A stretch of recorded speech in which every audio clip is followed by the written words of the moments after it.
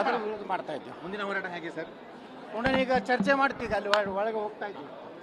ಅಶೋಕರ ಚೇಂಬರ್ನಲ್ಲಿ ಇವತ್ತು ಚರ್ಚೆ ಮಾಡಿ ಮುಂದಿನ ಹೋರಾಟ ಬಗ್ಗೆ ಹೋಗಪ್ಪ ಏನಾದರೂ ಚರ್ಚೆ ಆಗ್ತದೆ? ನ್ಯಾಯಾಲಯ ಅಂತ ಹೋಗ್ತೀವಿ, ಮೊದಲೇ ಹೇಳಿದ್ದೀವಿ. ನ್ಯಾಯಾಲಯನೂ ಹೋಗ್ತೀವಿ. ಸಂವಿಧಾನ ವಿರೋಧ ಇರೋದ್ರಿಂದ ಇದಕ್ಕೆ ಯಾವುದೇ ಮಾನ್ಯತೆ ಇಲ್ಲ.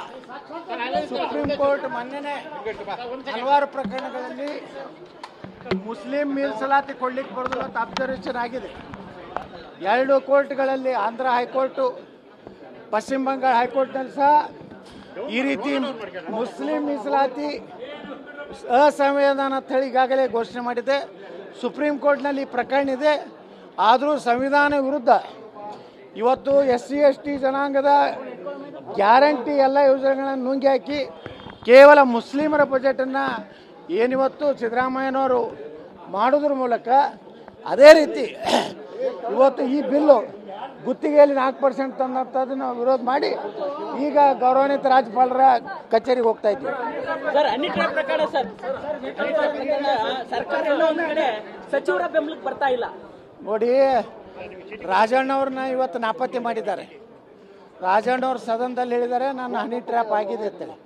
ನಂದು ಅಷ್ಟೇ ಅಲ್ಲ, ಸುಮಾರು 48 ಜನರ ಕೇಂದ್ರ ನಾಯಕರು, ಕರ್ನಾಟಕದ ಅನೇಕ ನಾಯಕರ ಹನಿ ಟ್ರ್ಯಾಪ್ ಆಗಿದೆ, ಇದು ತನಿಖೆ ಆಗಬೇಕಂತೇಳಿ ಅವರೇ ಹೇಳಿದ್ದು. ಅವರೇ ಸದನದಲ್ಲಿ ಅವರೇ ವಕ್ತವ್ಯ ಮಾಡಿದ್ದಾರೆ.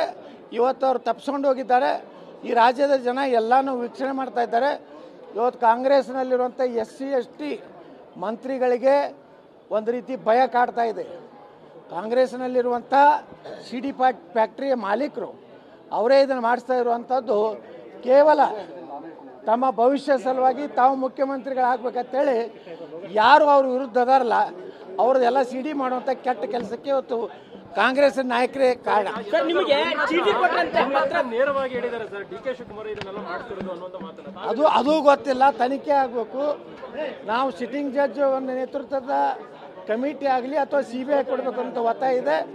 ಸರ್ಕಾರ ಎರಡಕ್ಕೂ ಒಪ್ಪದೆ ಬರೀ ಉನ್ನತ ಅಧಿಕಾರಿಗಳ ಒಂದು ತನಿಖೆ ಮಾಡ್ತೀನಿ ಅಂದಿದ್ದಾರೆ. ಇದಕ್ಕೆ ನಮ್ದು ಯಾರ್ದು ಭಾರತೀಯ ಜನತಾ ಪಾರ್ಟಿದು ಒಪ್ಪಿಗೆ ಇಲ್ಲ ಅಂತ ಹೇಳಿ ನಾವು ಇದನ್ನು ತಿರಸ್ಕಾರ ಮಾಡಿದ್ದೀವಿ.